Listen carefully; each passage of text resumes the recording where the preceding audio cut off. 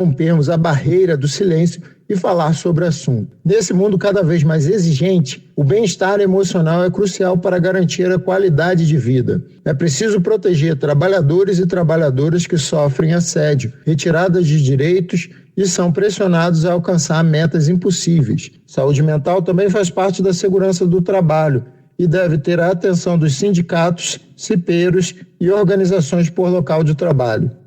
Informe do trabalhador. Oferecimento Sindipetro NF.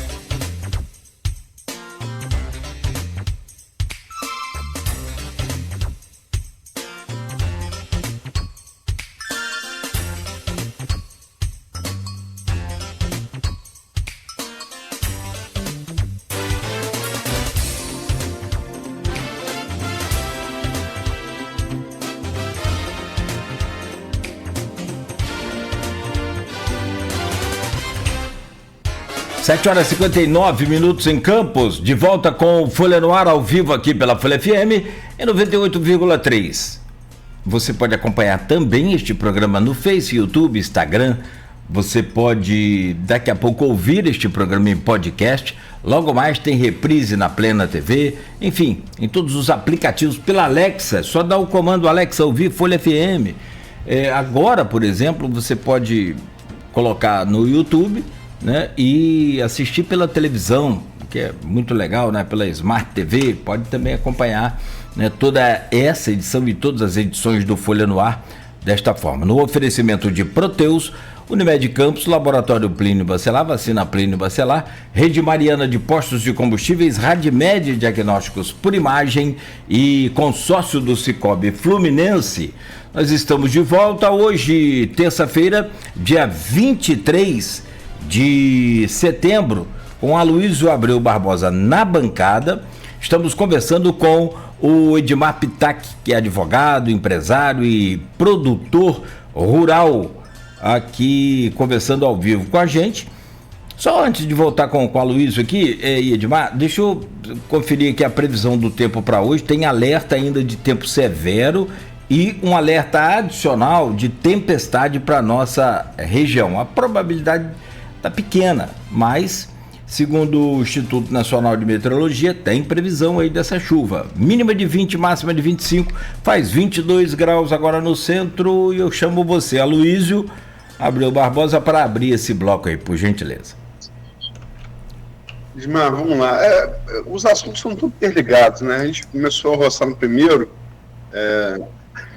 as manifestações de setembro, o Nogueira também citou na abertura do programa, mas é tema do terceiro bloco. Mas estão todos interligados, né? Todos interligados. As pesquisas vão começar presidente, né? A gente vinha de dezembro do ano passado até junho desse ano, uma situação de reeleição muito difícil para Lula, muito difícil.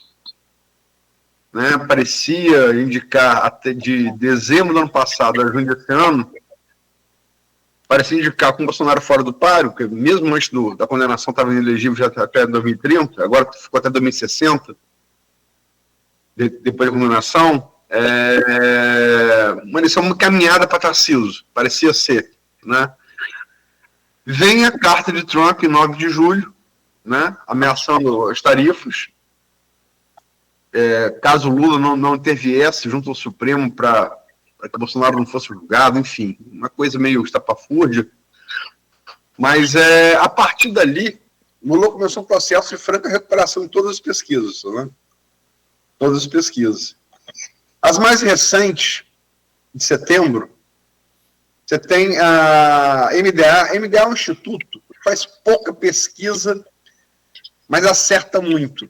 A MDA foi o instituto que mais acertou, não só o segundo turno presidencial de 2022, como o primeiro. Errou por o 10º, né? Muito próximo. A MDA fez a pesquisa, Lula liderando em todos os cenários do primeiro e segundo turno. E agora, mais para a segunda quinzena de setembro, Datafolha e Quest, né? Fizeram pesquisas, dando também, Quest e Atlas, Datafolha não, a Quest dando Lula liderando 8 cenários no primeiro turno e 9 ao segundo, e na Atlas, que é um instituto dos Estados Unidos, né, acertou bem a eleição de Trump no ano passado, tem entrado aqui na América Latina, está fazendo pesquisa no Peru, pesquisa no México, pesquisa na Argentina, pesquisa no Chile, né? Deu Lula liderando também em 3 cenários no primeiro turno e 7 ao segundo. Particularmente, eu acompanho uma eleição há algum tempo e pesquisa há algum tempo também. Eu só me lembro de alguma coisa parecida, se eu tivesse que voltar para esse presidencial, um avião de Eduardo Campos em 2014, né? Ele era terceiro colocado, cai o avião, ele morre, Marina assume assume a liderança. E se talvez naquela época a campanha fosse curta, como é hoje, talvez Marina fosse presidente, né? A campanha mais longa do tempo de virar. E há que se lembrar, e é dado empírico, né? Trump também se meteu na política do Canadá e da Austrália. No Canadá, os conservadores tinham 20 pontos de vantagem na eleição parlamentar diferente, né? Tem que formar maioria no parlamento para dar eleger o primeiro-ministro. Mas 20 pontos de vantagem num país do tamanho do Canadá, que ainda é maior que o Brasil, um para dar com pau. E, né, o Mark Carney, da esquerda de lá, progressista, venceu a eleição. E a mesma coisa aconteceu na Austrália. E ontem eu vi uma entrevista do Michel Temer, que ninguém pode acusar de ser um cara de esquerda, que falou que o maior cabo eleitoral de Lula é Trump. Como é que você vê essas pesquisas e essa consequência para o Lula da intervenção de Trump na política nacional?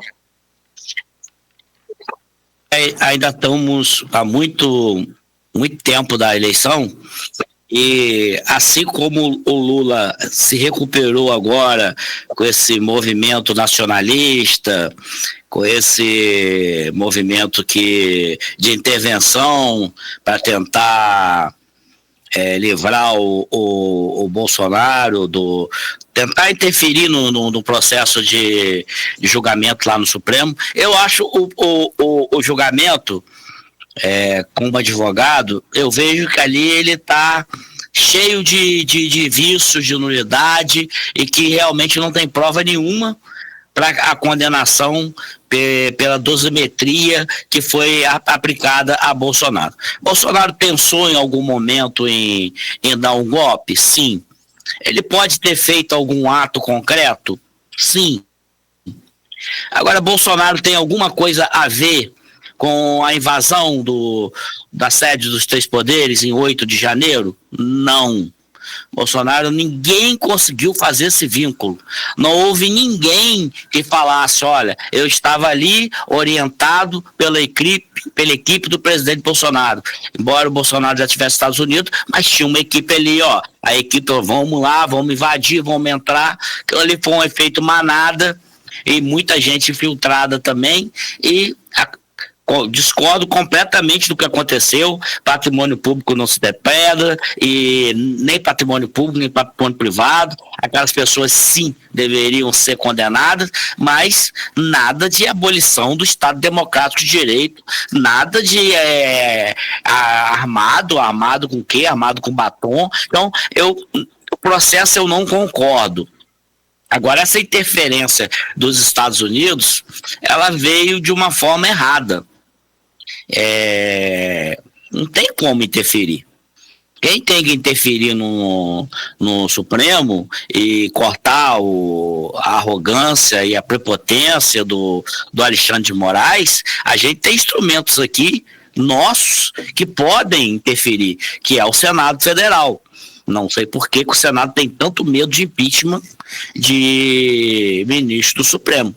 A gente já impeachmentou Collor, a gente já impeachmentou Dilma, mas a gente tem o receio de impeachment um ministro do Supremo. E as pessoas podem não concordar com Bolsonaro, e eu sou de direita, eu não sou bolsonarista. Eu vejo que o Bolsonaro errou demais, perdeu a eleição pelos erros. Eu também não sou daquele tipo de pessoa que acha que as urnas são, até prova em contrário, para mim, as urnas são sim perfeitas e não tem nenhuma mácula, pelo menos nunca foi apresentada, e se não tem prova, não tem crime. Então as urnas funcionam perfeitamente. Tanto é que elegeram o Bolsonaro N vezes a deputado e elegeu ele a presidente. Perdeu, vai para casa, chora, mas não foi o que aconteceu. Eis ali, Bolsonaro no poder, estava tentando uma maneira de não dar posse ao Lula. Mas não passou negócio de minuta do golpe, uma minuta que não tem assinatura, uma minuta que até na internet estava, mas não vou aumentar nesse detalhe do processo, que eu acho que ele está completamente errado. O voto ali do ministro Fux, não que o voto dele totalmente divergente, com 4-1, mas eu acho que o voto dele ali é um voto mais coerente.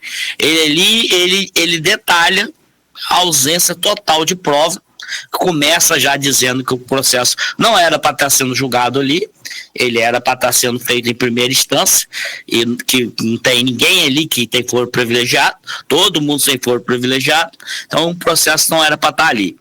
E detalha ali os erros, e que não tem prova, questiona. Ele nem questionou muito a delação do Cid, porque ele queria condenar o Cid, porque o Cid confessou.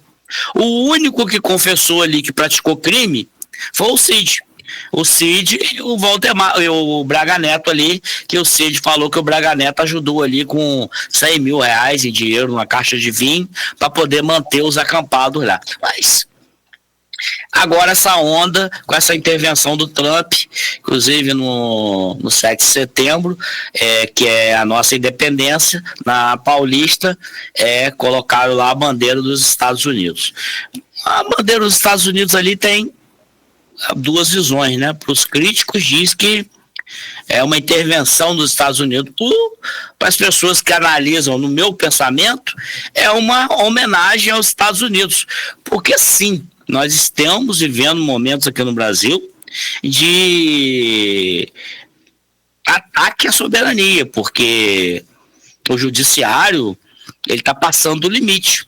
E ontem eu vi uma frase do Alexandre de Moraes, ele dizendo que é ilegal estender a lei magnífica para a esposa dele. Ele está se esquecendo que ele é ministro supremo aqui do Brasil, né? Quem é ele para dizer o que é legal e o que é ilegal nos Estados Unidos? Ele se esqueceu que o Supremo dele é aqui no Brasil. Então, se estendeu a lei magnífica para a mulher dele lá, ela vai sofrer todas, e não tem ele que falar que é ilegal, que é legal. Ilegal foi o que ele fez durante todo o processo ali, a condução de todo o processo. Isso sim foi ilegal. Agora, estender a lei magnífica ali para a esposa dele, complicado. Então vamos lá, o Lula realmente, com essa onda de nacionalismo, e ele soube capitalizar isso. O Lula é um político de carreira. Ele também é outro que nunca fez nada. A profissão de Lula é político. E ele soube perder as eleições, perdeu várias, e depois começou a ganhar, elegeu a sucessora dele, que foi a Dilma, foi para cadeia, ficou acho que 300 e poucos, não, 2 anos preso, né? Preso. Depois descobriram que quem julgou ele não era para ter sido julgado lá no Rio Grande do Sul. Depois de todas as condenações, Lula pôde participar da eleição. Paraná, ele foi julgado no Paraná, 13ª Vara Federal de Curitiba. Isso, começou lá, aí depois foi pro TRF4. Foi pro TRF, confirmou, foi pro STJ, confirmou, e no Supremo Tribunal Federal, depois de várias medidas, reafirmando a Lava Jato, reafirmando as decisões, negando vários pedidos, eis que eles descobriram que tinha que anular, porque um vício ali que não era para começar lá com o Moro lá no Paraná, mas é complicado. Eu posso só assim, teve a condenação de Moro, teve a ratificação da condenação na 13ª Vara de Curitiba, mas que foi julgado no STJ e no STF não foi o mérito. Foi o pedido de habeas corpus de Lula, que foi negado pelo STF, primeiro pela 5ª turma e depois pelo pleno, e depois negado também no pleno do STF. Então, aí a gente se pergunta, tanto tempo, um homem preso lá há mais de 2 anos, se eu fosse Lula, realmente, eu tivesse sido preso 2 anos, eu nunca vi falar que Lula pediu nenhuma indenização para ficar lá 2 anos preso, e você vê que ninguém fala nisso. Se fosse Lula, alguém me manter preso ali por mais de 2 anos, eu queria uma indenização que o Brasil não teria dinheiro para me pagar, ia ter que pegar dinheiro com que hoje o Brasil não tem dívida externa, o Brasil tem a maior dívida interna, né? Deve aos bancos brasileiros, mas teria que pegar dinheiro com o banco de fora, porque a minha indenização seria um valor que nem os bancos aqui do Brasil teriam, mas ainda está muito distante, Aloysio. E essa onda que o Lula surfa aí, e está tendo uma nova, a direita, ela se uniu. A direita, o erro da direita era disputar espaço. Agora eles já viram que eles têm que se unir. Pode ter candidato, o Romeu Zema já falou que é candidato pelo Novo, não abre mão da candidatura dele, eu acho também que não deve abrir. O candidato de Bolsonaro aí, tudo caminha para ser o Tarcísio, que é um candidato mais moderado. Ele consegue voto, embora com o discurso que ele chamou lá no 7 de setembro, ele usou um adjetivo duro, tirano, né, para se definir ao Alexandre de Moraes, mas ele é moderado, ali foi um momento de discurso, um momento de exaltação, um momento de público, alguém gritou lá e ele repetiu, mas ele é moderado, ele é técnico, ele é muito bem avaliado, e sair do maior colégio eleitoral na frente já ajuda muito. Aí tem outros candidatos de direita, tem o Caiado, que está no União Brasil, tem o Ratinho Júnior, tem a direita, tem candidatos, muito bons candidatos. A esquerda não tem ninguém. A esquerda é Lula, e se o Lula chegar mais para frente, eu acredito que o Lula nem vem. Porque se ele vê ele, apontarem para ele, Lula, você vai encerrar sua trajetória política com uma derrota. Então alguém vai convencer ele, Lula. Não entra nisso. Você já foi presidente, já elegeu, já se reelegeu, agora você já está numa idade, então você encerrar a sua política com uma vitória. Hoje a gente vai ter lá na abertura da ONU, né? Tradicionalmente é o Brasil que faz o discurso, parece que começa agora às 10 horas, e depois do Lula, quem vai se pronunciar é o Trump, presidente dos Estados Unidos. Então vamos ver se vai haver ali alguma troca de farpa. E como que o Trump vai acompanhar esse discurso do Lula? Se o Trump vai acompanhar em uma sala reservada para não ter que bater com o Lula, se não vai nem querer ouvir, ele vai querer ouvir para poder rebater. E o que vai sair dali? Porque o Brasil hoje, a gente pensa, o Brasil hoje não tem mais aquele apoio da imprensa internacional, Aloysio, que nós tínhamos antigamente. O Brasil era visto como um país que cuidava agora com essa COP30, você vê que o índice de confirmação muito baixo. Ontem eu estava vendo, parece que 80 confirmaram e 70 não confirmaram, até porque não tem lugar para abrigar todo mundo. Eu prevejo essa COP30 um fracasso. Um fracasso. E não muito longe ainda para se dizer que Lula hoje venceria. Por quê? Ainda o nome que tem é o presidente, é Lula que está lá, é Lula que está caretando, e ele agora está começando a ser o presidente que ele era lá atrás. As viagens que ele fez para Paris, para outros lugares aí, ele foi para os hotéis mais caros e gastou. Agora, nas últimas viagens, ele tem ficado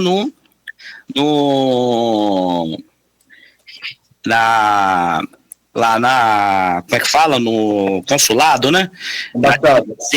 A Janja foi 2 semanas antes lá para a ONU, não sei o que essa mulher foi fazer, mas ela tá lá, o que ela pode contribuir com o Brasil, mas estava lá. 2 semanas antes ela já foi. Mas ela tá lá ela não tá gostando muito, não.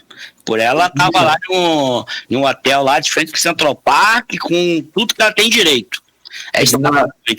Mas ainda falta um tempo ainda. E deixa eu só derivar, porque é por causa do tempo. Deixa eu derivar para governador.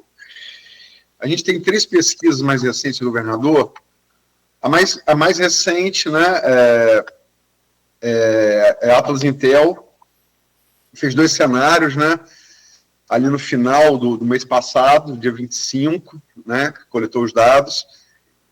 Deu Paz, cenário 1, né, sem Flávio Bolsonaro governador. Cenário 1, Eduardo Paes, 43,9, Rodrigo Bacelar, 12,4, Washington Reis, 9,8, Mônica Benício, 6,6. Cenário 2 com Flávio Bolsonaro. Eduardo Paes, 40% ação de voto, Flávio Bolsonaro, 32,8%, Fabiano Horta, ex-prefeito de Maricá, do PT, 5,6%, Rodrigo Bacelar, 5,2%, Washington, 4%, Mônica Benício, 3,6%, Wilson Witzel, 0,6%. Antes dessa, nós tivemos uma pesquisa Paraná, Instituto Paraná, né? 2 cenários. Cenário 1, sem Flávio Bolsonaro, a governador. Eduardo Paes, 54,8, Washington Reis, 10,6, Rodrigo, 7,8. Há uma inversão aqui, né, entre Rodrigo e Washington Reis. Mônica Benício, 4,4, Ítalo Marcilli, 1,0. E o outro cenário com Flávio Bolsonaro, Paes, 50,6 decisão de voto na estimulada, Flávio, 30,5, Mônica Benício, 5,3. E, por fim, nós tivemos eu estou indo no tempo, né, da mais recente para trás um pouco. Ali em 13 e 17 de agosto, uma pesquisa Quaest, que foi nacional, mas ela fez alguns recortes estaduais, em alguns estados importantes, como Minas, São Paulo, Rio de Janeiro. E nessa pesquisa, no recorte fluminense da pesquisa Quaest nacional, sem Flávio Bolsonaro, Eduardo Paes, 35% na estimulada, quando se dá o nome dos candidatos, né? Rodrigo Bacelar, 9%, Washington Reis, 5%, Mônica Benício, 4%, e Ítalo Marcilli, 2%. Quer dizer, você tem um cenário que o Eduardo Paes lidera todas as pesquisas, né? Desde que começaram a ser feitas, e por essas pesquisas, o único cara que endureceria até, pelo menos como você falou, tem muito tempo para a eleição, daqui a um ano, pouco mais de um ano. Mas até aqui, segundo as pesquisas, o único que endureceria com o Eduardo Paes seria o Flávio Bolsonaro. E a gente sabe, como você mesmo colocou, é verdade que o projeto principal do bolsonarismo hoje é o Senado, porque é o único lugar onde você constitucionalmente pode enquadrar o Supremo. Então, Se o bolsonarismo conseguir eleger uma bancada majoritária no Senado, e sobretudo se fizer o presidente controlar a pauta, é um poder considerável para você enfrentar o Supremo. Como é que você vê a liderança de Paes e essa escolha de Sofia de Flávio Bolsonaro? Eu descarto completamente o Flávio Bolsonaro aí como candidato a governador. Eu acho que a vaga dele do Senado aí, tudo indica que já a primeira vaga já é dele. Esse ano vai ter 2 vagas para o Senado, então ali eu acredito que a primeira vaga já vai ser dele. E a intenção de colocar o nome Flávio Bolsonaro ali é porque a direita do Rio não tem nome para disputar o Eduardo Paes, que também não é de esquerda. Eduardo Paes, ele circula ali em todos os meios ali, ele está tanto na direita como na esquerda, mostrando que o Eduardo Paes não é uma unanimidade. E mostrando nas pesquisas também, a gente analisa ali que o número de indecisos é muito grande. Só chega a esses índices quando é estimulada. Porque se você colocar o eleitor para falar quem você vota para governador, o eleitor não vota em ninguém, não tem nome. Quando estimula ele, você vota em Paes, você vota em Bolsonaro, aí ele lembra do nome e ele fala. Mas eu acho que a eleição ainda não está definida. Está bem fácil para Eduardo Paes. Se ele não ganhar dessa vez, acho que ele não ganha mais não. Está tudo indicando para ele. Mas nada que um nome se construa, se consolide, que tenha apoio, que hoje todo mundo está querendo apoiar Eduardo Paes. Eu achei estranho, muito estranho o Valdemar do PL dar a declaração que Eduardo Paes praticamente já está eleito e que não adianta, que tem que apoiar. Não sei de onde que ele tirou aquilo, mas... E a pessoa ali ligada diretamente a Bolsonaro. Tem também esse Bolsonaro já está querendo, tipo assim, não vamos mexer com o Eduardo Paes, não. Nós temos problemas maiores para tratar. Eduardo Paes lá na prefeitura não vai nos atrapalhar. No governo do estado não vai nos atrapalhar. E o Rodrigo Bacelar aí é brincadeira. Rodrigo Bacelar aí como liderança, presidente da LEGE, eleito, reeleito, e na última aí foi unanimidade, 100% dos votos. Rodrigo Bacelar, ele peca muito, e agora por último mesmo está sendo investigado novamente por patrimônio que não tem compatibilidade com o salário dele. Ele foi absolvido por improbidade administrativa de não terem ligação do dinheiro da onde saiu para comprar, para manter o padrão de vida que ele tem. Rodrigo, como deputado, ele não tem outra fonte de renda. Ele é advogado, mas não atua. Rodrigo mantém uma mansão fechada aqui em Campo. Rodrigo mora em 2 coberturas, que é teoricamente de um advogado. Rodrigo tem uma parte de uma mansão em Teresópolis. Rodrigo tem outras coisas que estão aparecendo aí. Parece que ele tem uma fazenda lá em atividade. Essa eu não consegui chegar. Descobriram aí um terreno aqui em Campos que ele está fazendo um clube de lazer. E o Ministério Público está no pé dele. Da onde que ele consegue esse dinheiro para administrar esse patrimônio, sendo que ele não tem, só tem um salário de deputado. Então ele está enfrentando mais, vai enfrentar mais essa investigação. O Rodrigo está fora. O Rodrigo está... Eu vejo o Rodrigo... A gente falou sobre o Tribunal de Contas, mas eu vejo o Rodrigo para não ficar fora. Não nessa vaga do Tribunal de Contas, se realmente surgir.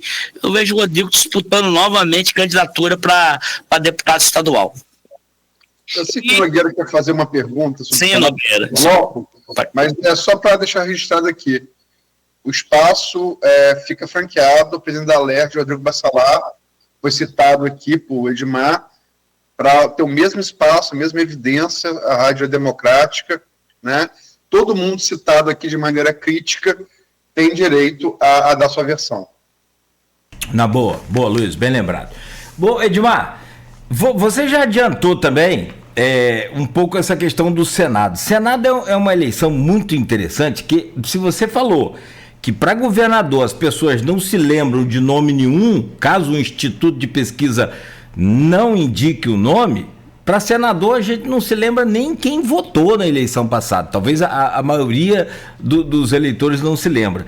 Mas eu preciso que você faça uma análise aqui do atual cenário, colocando isso que vocês colocaram, que o Aloysio trouxe bem explicado, por que a direita faz essa força em todo o Brasil para eleger uma bancada maior no Senado, foi explicado, e o Rio, claro e evidente, com 2 vagas, é também um estado aí foco para essa direita, tendo, como você disse, uma delas, o pré-candidato à reeleição, Flávio Bolsonaro, sendo favorito a uma vaga, e como você disse, repito, não deve nem vir candidato a governador. Eu vou pedir você para analisar os seguintes quadros apresentados nas últimas pesquisas. Paraná Pesquisa. Porque assim, a gente perde um tempinho com esses números, mas é interessante para o ouvinte, para você, claro, Edmar, entender o que é o retrato do momento que está colocado aí, que está posto aí, para poder...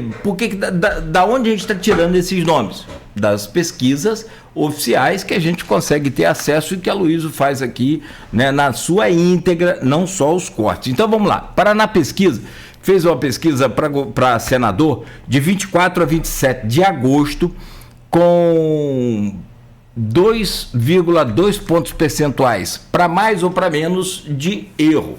Então, traz 2 cenários na Paraná Pesquisa. Vamos lá. Flávio Bolsonaro, no cenário 1, 33,4%. Benedita da Silva, 26,4%. Aparece em segundo. Cláudio Castro, 25,6%. Se você levar em consideração a margem de erro, está tudo dando um empate aqui nesse segundo lugar entre esses 2 nomes, Benedita e Cláudio Castro. O Washington Reis, mais distante um pouco, aparece em terceiro, 14,9%. Marcelo Crivella, 14,4%. Alessandro Molon, 10,9%. Pedro Paulo, 9%, Fabiano Horta, 4%, Otônio de Paula, 2,5%, Sóstenes Cavalcante, hoje uma voz ativa dessa direita extremista, 2,2% nessa pesquisa, não sabe, não opinou, 5,1%, nenhum branco nulo, 12,7%. No cenário 2, ainda da pesquisa Paraná, tá, Edmar? Flávio Bolsonaro segue lá com seus 35%. Aí saem alguns nomes, a Benedita cresce um pouco mais. Vai para 30,9% em segundo. Aliás, o Cláudio Castro passa a Benedita, 30,9%. Mas a Benedita segue ali naquela margem de erro e acerto, 29,8%. O Washington Reis segue mais abaixo, 19,4%. Pedro Paulo, 12,7%, Otônio de Paula, 4,3%. Não sabe, não opinou, 5,5%, nenhum branco nulo, 14,3%. Só para fechar, a outra pesquisa feita pela Atlas Intel, também com 2 pontos, agora menos um pouco, percentuais de margem de erro, feita entre 25 de agosto e 29 de agosto, com 2.001 entrevistados. Cenário 1, Flávio Bolsonaro, também na frente, 17, sempre na frente, do PL, Flávio Bolsonaro, 22,6%. Benedito da Silva, do PT, 17%. Alessandro Molon, 16,1%. Aí já entra na margem de erro também. Então, Benedito está sempre em segundo aqui, em vários cenários, mas sempre ameaçada, né, dentro da margem de erro. Carlos Portinho, do PL, 14,1%. Clarissa Garotinha aparece nessa, mas ela não disse nada ainda, 4,1%, ela aparece aqui. Otônio de Paula, 2,2%. Qualquer outro candidato, menos esses, 11,4% dos entrevistados. Voto branco nulo, 8,2%, não sei, 4,3%. E para fechar, o cenário 2, tem outros nomes também. Flávio Bolsonaro, do PL, 23,1%, Benedita da Silva, 17,2%, mantendo ali o mesmo percentual quase do cenário 1, Alessandro Molon, 16,5%, Cláudio Castro aparece nessa, mas com 12,4%, Marcelo Crivella, do Republicanos, 2,5%, e Otônio de Paula, do MDB com 1,7%. Outro candidato qualquer, menos esse, né, naturalmente, 12,2%, voto branco nulo 11,4%, não sei 3%. A pergunta, meu caro Edmar, é uma: se Flávio Bolsonaro, pré-candidato, tem uma vaga, quem desses nomes postos aqui assume a segunda vaga? A esquerda, se unida, pode levar essa segunda vaga, diferentemente da eleição passada, em que ela se desuniu e Romário entrou com bola e tudo e garantiu a sua eleição? Ou a direita também vai se unir nesse propósito de levar essa segunda vaga? Como você disse, vamos lá, vamos separar por hipótese, que não tem eleição ganha só no dia lá da apuração. Vamos colocar por hipótese que Flávio Bolsonaro, pelas pesquisas e pelo cenário que a gente vê, em todo cenário aí, ele se destaca. Vamos colocar a primeira vaga para Flávio. A segunda ali, a gente coloca brigando ali, tem dois à esquerda, tem o Molon e a Benedita. A Benedita tem participado de todas as agendas do Lula aí. Teve uma agenda do Lula aí que o Lula falou que a Benedita é muito bonita. Não sei se vocês ouviram aí, falou que a Benedita não sei se vocês falou que uma negra muito bonita. Fez um elogio à Benedita, né? A Benedita é tudo menos bonita, é uma mulher guerreira, lutadora, e foi vice-governadora de garotinho, tentou lá e a Rosinha deu de lavada nela, mas a Benedita tá aí com recalque, ela tem um nome, né, na política fluminense, e o Molon, que vem sempre tentando aí, inclusive na eleição passada eu votei em Molon para senador. Foi para Alexandre Molon que eu votei para senador. Aí você vê falar aí, o eleitor vota em Romário para senador. Romário é tudo na vida, menos senador. Perguntar a ele, Romário, o que um senador faz, ele não sabe. Mas tá lá como senador. Agora tem alguns nomes aqui, Cláudio e Aloysio, que eu vejo com uma certa possibilidade. Numa das pesquisas aí, você citou o nome do Crivella e o Pedro Paulo. O Pedro Paulo, para quem não sabe, o Pedro Paulo é muito ligado ao Eduardo Paes. Então, se for feito essa aliança aí para eleger o Eduardo Paes pode tentar eleger o Pedro Paulo ao Senado. Pode trazer, falar, olha, eu sou governador e meu senador é Pedro Paulo. Isso cola muito. É uma propaganda muito boa, uma ligação muito boa. E tem também o Crivella, que é do segmento evangélico. Crivella já foi prefeito, hoje ele está como deputado federal, e o Crivella também poderia estar ali representando a direita. E ele até estava como relator dessa PL aí da anistia, ele teve destaque, está aparecendo na mídia também. Eu tiro o Cláudio Castro, eu acho que o Cláudio Castro não vai ser candidato, eu acho que o Cláudio Castro vai terminar o mandato dele, ele não ganha, na minha opinião, óbvio, nem Rodrigo vem governador, nem Cláudio Castro vem senador, porque eles têm um índice de rejeição muito grande. Então fica aí a Benedita podendo se unir com o Molon, que eu acho que a esquerda para fazer acordo é pior do que a direita. A esquerda, ela é mais assim individualista, ela não gosta muito de ceder espaço. A gente vê aqui em Campos acontece isso com o PT e com o PSOL.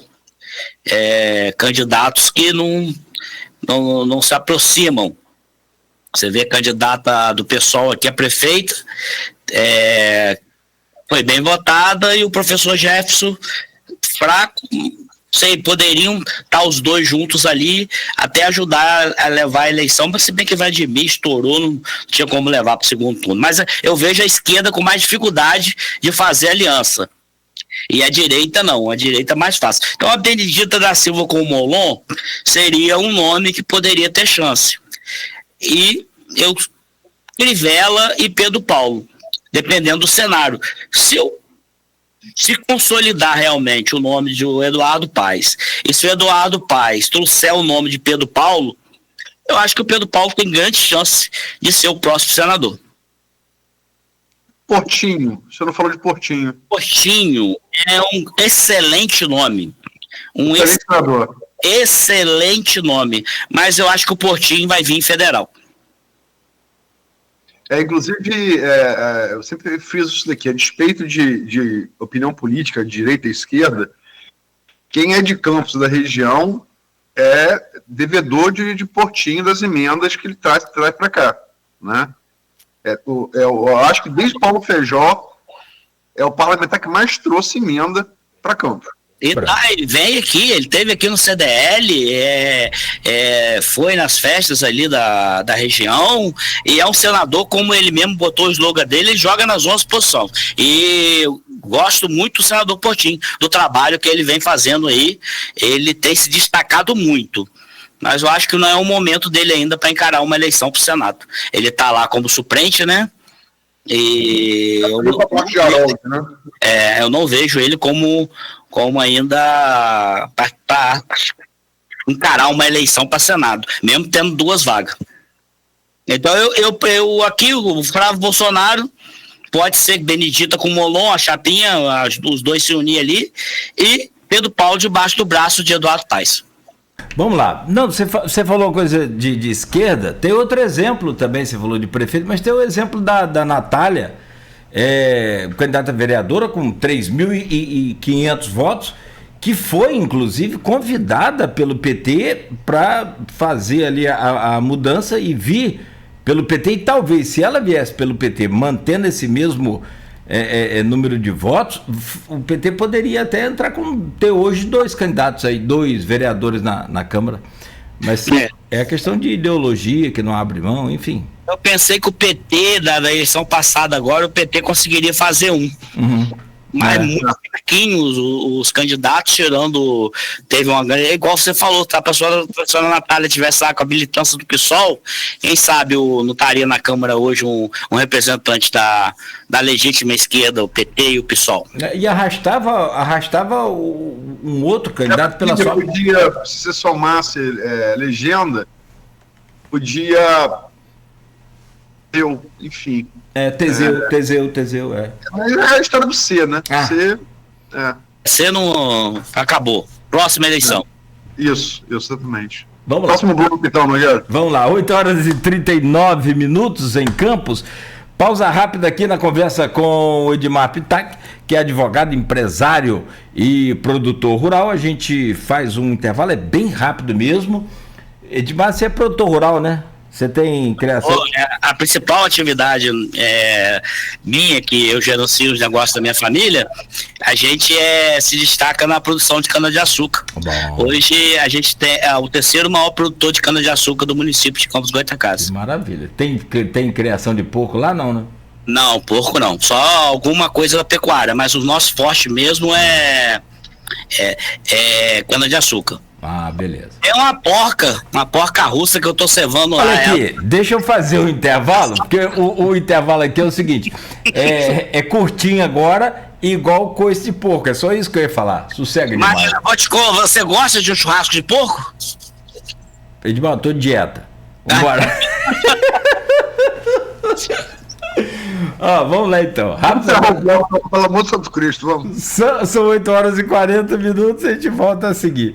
O oferecimento de Proteus, Unimed Campos, Laboratório Plínio Bacelar, Vacina Plínio Bacelar, Rede Mariana de Postos de Combustíveis, Radmed Diagnósticos e Consórcio do Cicobi Fluminense. Maior rede de postos da região, onde você abastece seu veículo com qualidade e garantia. Agora, nossa rede conta com mais 2 unidades de GNV com muita pressão. Na BR-101, quilômetro 15, Travessão e Guarus, Avenida Carmen Carneiro, esquina com André Luiz.